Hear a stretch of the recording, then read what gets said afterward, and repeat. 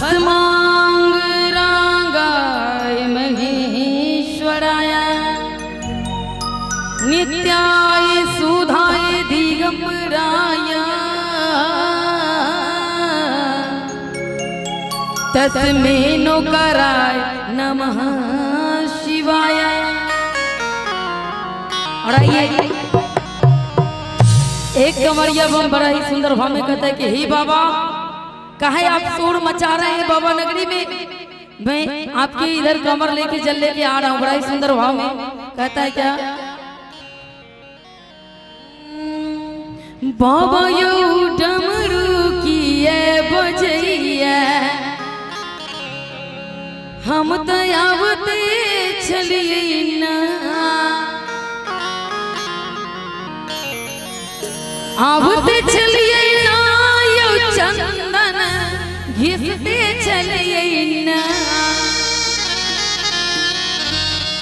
आवते चलिए ना यो चंदन घिसते चलिए ना। और मैं चाहूंगी जितने भी भक्त दोनों हाथ उठा के ताली के साथ चंदन हाथों से घिसते हैं ना, हाथ से घिस के बाबा भोलेनाथ को लगाते हैं, तो थोड़ा मीठी मीठी ताली चाहूंगा। और ये कैसे, बाबा यो बजैया हम दयावते चलिए ना, तनी यो डमरू की बजैया हम दयावते चलिए ना, आवते चलिए ना यो चंदन घिसते चलिए ना, आवते चलिए ना यो चंदन घिसते चलिए ना, तनी यो डमरू की बजैया हम दयावते चलिए ना, बाबा यो डमरू की बजैया हम दयावते चलिए ना। जय हो मीठी ताली। ओहो हर हर महादेव।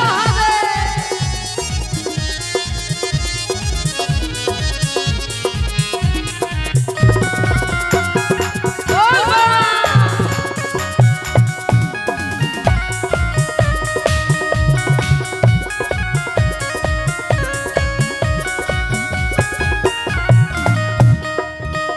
डमरू बाजियो बाबा बगिया में तू नहीं चलिए,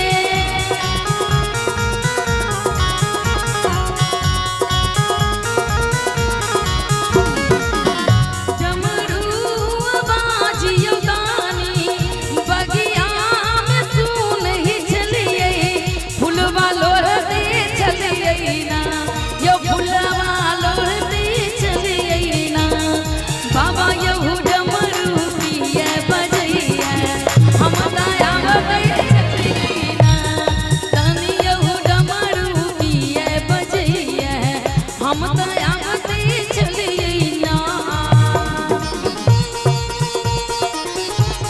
बोलिए साचे दरबार की।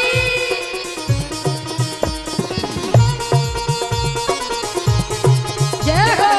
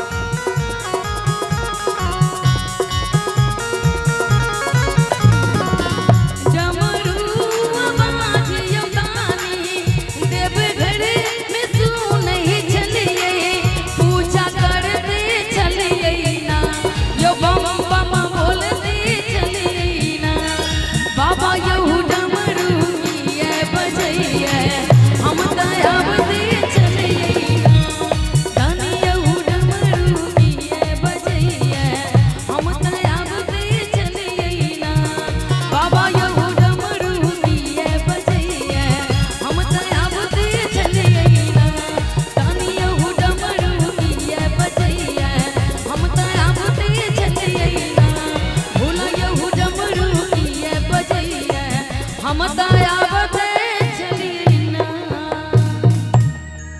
एक बार ताली बजा के आशीर्वाद दे दीजिए। बहुत बहुत धन्यवाद।